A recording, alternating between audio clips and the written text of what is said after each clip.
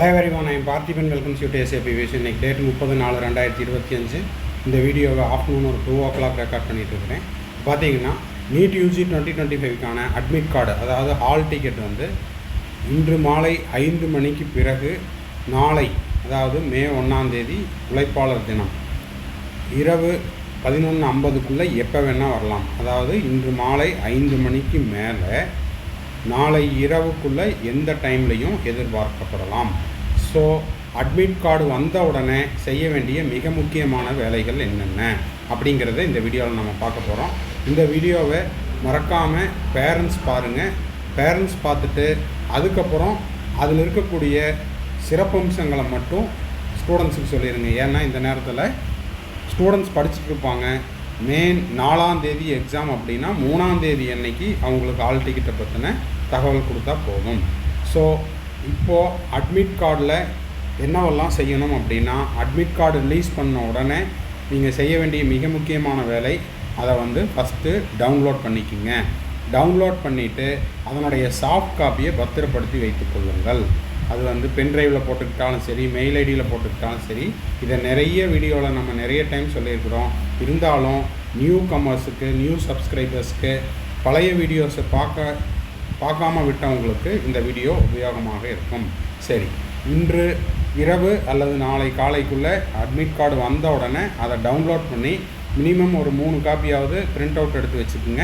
அதில் ஒரு coffee colour print அவுட்டாக இருக்கட்டும். அட்மிட் கார்டு அப்படிங்கிறது மொத்தம் 3 பக்கங்கள், A4 சீட்டில் 3 பக்கங்கள் வரலாம், இல்லைன்னா 4 பக்கங்கள் வரலாம். 4 பக்கத்தையும் டவுன்லோட் பண்ணணும். ஓகேங்களா? அதை பற்றி டீட்டெயில்டாக 1 by 1 பார்த்துடலாம். வீடியோக்குள்ளே போகிறதுக்கு முன்னாடி இன்னமும் இந்த வீடியோவை நீங்கள் லைக் பண்ணாமல் பார்த்துட்டு இருக்கிறீங்கன்னா மறக்காமல் லைக் பட்டனை ப்ரெஸ் பண்ணிட்டு பாருங்கள். SAP Views யூடியூப் சேனலுக்கு இப்போ தான் ஃபஸ்ட் டைம் வந்திருக்கிறீங்க, இன்னமும் சப்ஸ்கிரைப் பண்ணல அப்படின்னா மறக்காமல் சப்ஸ்கிரைப் பண்ணிவிட்டு பெல் ஐக்கானை கிளிக் பண்ணி வச்சுட்டு பார்த்தீங்கன்னா நம்ம போடுற எல்லா வீடியோஸும் உங்களுக்கு நோட்டிஃபிகேஷனாக வந்துடும். அதாவது கவுன்சிலிங் ப்ராசஸ்னுடைய கடைசி நாள், நீங்கள் அட்மிஷனெல்லாம் முடிச்சுட்டு அதன் பிறகு உங்களுடைய செக்யூரிட்டி டெபாசிட் ரீஃபண்ட் ஆகிற அந்த கடைசி நாள் வரைக்கும் நம்ம போடுற எல்லா வீடியோஸும் உங்களுக்கு வந்து நோட்டிஃபிகேஷனாக வந்துடும். மார்ச் 2026 வரைக்கும் நம்ம போடுற எல்லா வீடியோஸும் உங்களுக்கு நோட்டிஃபிகேஷனாக வரணும் அப்படின்னா மறக்காமல் சப்ஸ்கிரைப் பண்ணிவிட்டு பெல் ஐக்கானை கிளிக் பண்ணிவிட்டு பாருங்கள்.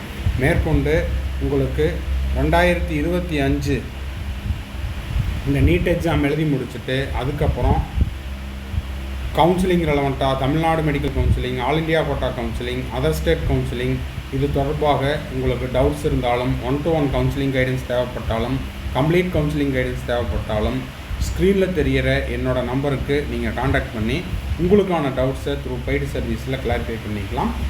இதை வந்து நம்ம கிட்டத்தட்ட ஒரு 4 வருஷமாக செஞ்சுட்ருக்குறோம். நிறைய ஸ்டூடெண்ட்ஸ் அண்ட் பேரண்ட்ஸ் நம்மக்கிட்ட கம்ப்ளீட் கவுன்சிலிங் கைடன்ஸ் எடுத்துகிட்டு தமிழ்நாடு மற்றும் மற்ற மாநிலங்கள்லேயும் நிறைய அரசு மருத்துவக் கல்லூரியில் first year, second year, third year, final year வரைக்கும் படிச்சுட்டு இருக்கிறாங்க.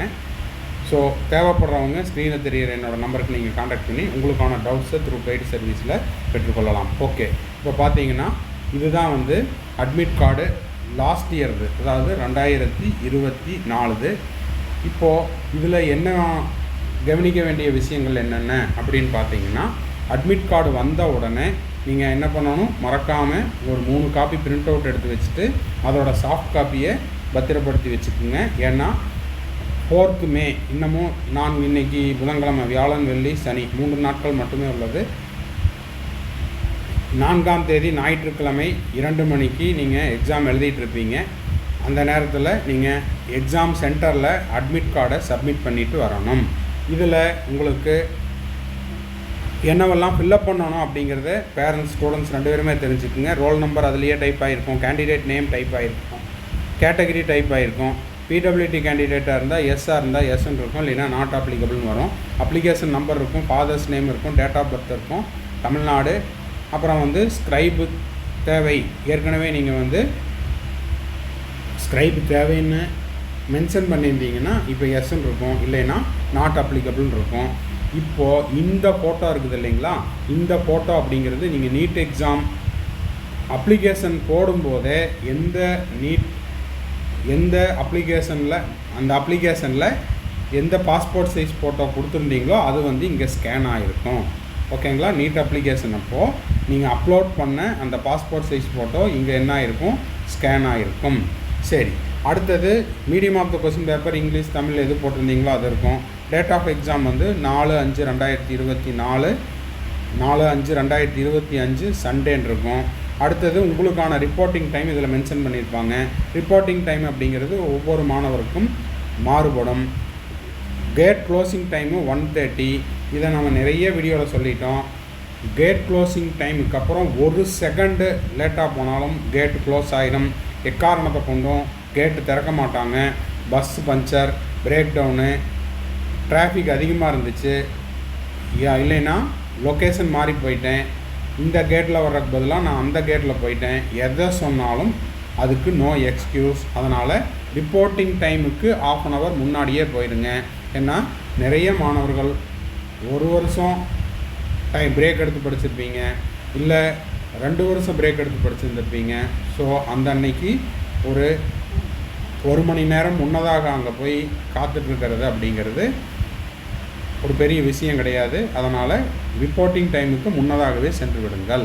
எக்ஸாம் டைமு 2 to 5 o'clock, 3 மணி நேரம், அதாவது 180 minutes, 180 questions.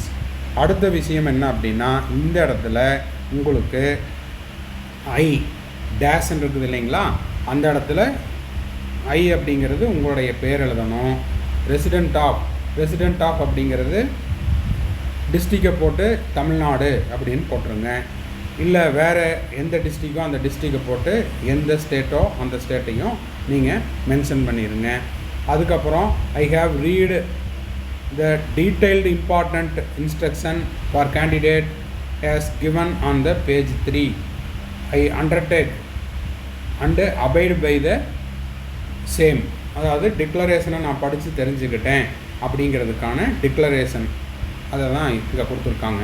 சரி, இப்போது இந்த இடத்துல நீங்கள் என்ன பண்ணணும் அப்படின்னா, மேலே ஸ்கேன் பண்ணியிருக்குது இல்லைங்களா, நீட் அப்ளிகேஷன் போடும்போது எந்த பாஸ்போர்ட் சைஸ் ஃபோட்டோவை அப்லோட் பண்ணிங்களோ அதே பாஸ்போர்ட் சைஸ் ஃபோட்டோவை இங்கே ஒட்டி வச்சுருங்க.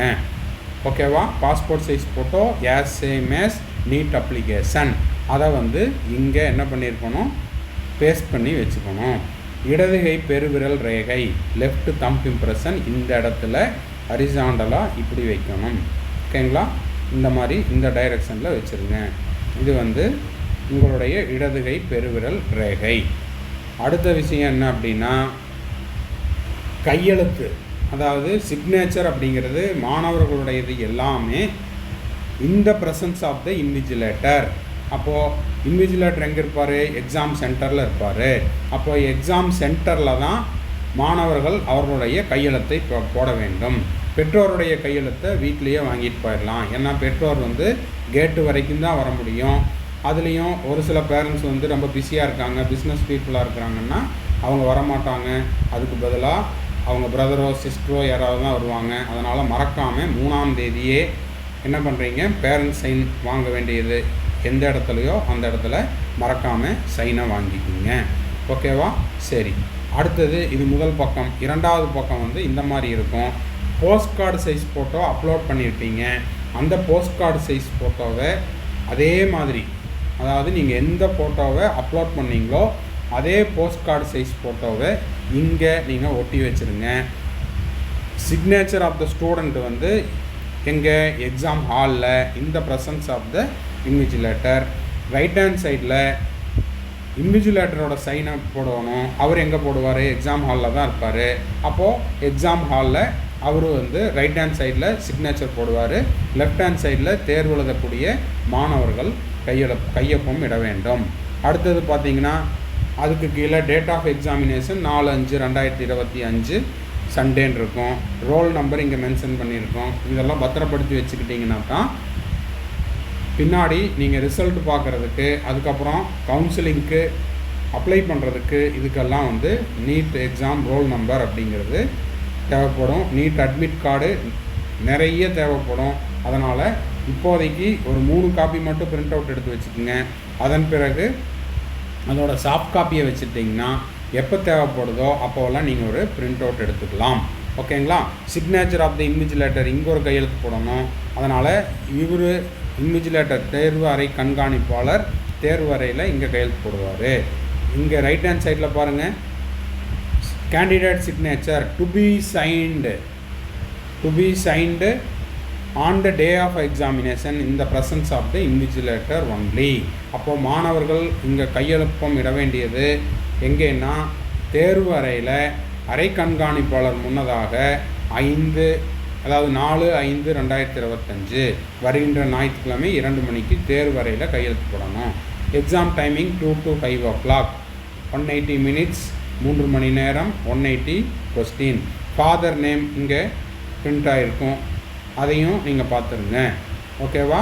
சரி, இது எல்லாமே 2024 அட்மிட் கார்டிலேருந்து நம்ம கொடுத்துருக்குறோம். இதில் ஏதாவது மாற்றம் இருக்குது, இன்றைக்கி ரிலீஸ் பண்ணுற அட்மிட் கார்டில் ஏதாவது மாற்றம் இருக்குது அப்படின்னா அதை நம்ம அட்மிட் கார்டு ரிலீஸ் பண்ணோன்னா அதை எப்படி டவுன்லோட் பண்ணணும், அதில் என்னவெல்லாம் ஃபில்லப் பண்ணணும் அப்படிங்கிறதையும் அடுத்த வீடியோவில் நம்ம சொல்லிடலாம். ஓகேங்களா?